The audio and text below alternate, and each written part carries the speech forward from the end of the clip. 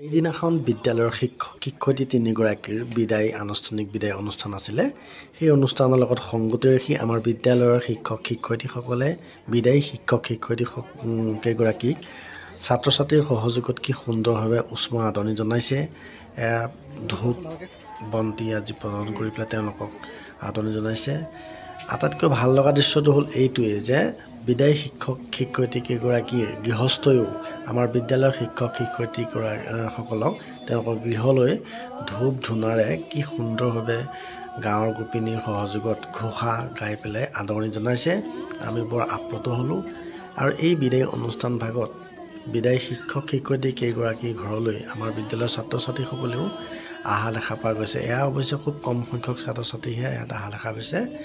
এইটো এটা গুৰু শিষ্যৰ লগত জড়িত এটা খুব সুন্দৰ অনুষ্ঠান আৰু এনেধৰণৰ অনুষ্ঠানবিলাকে এখন সমাজলৈ সুন্দৰ বাৰ্তা প্ৰেৰণ কৰাত সহায় কৰে।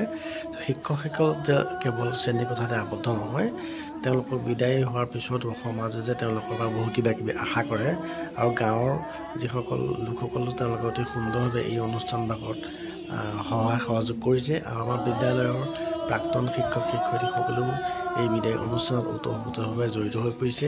আৰু বিদায়ী শিক্ষক শিক্ষয়িত্ৰীগৰাকীয়েও তেওঁলোকৰ ঘৰত আপ্যায়নৰ ব্যৱস্থাও কৰিছে। ছাত্ৰ ছাত্ৰীসকলেও অতি সুন্দৰভাৱে এই আপ্যায়ন গ্ৰহণ কৰিছে।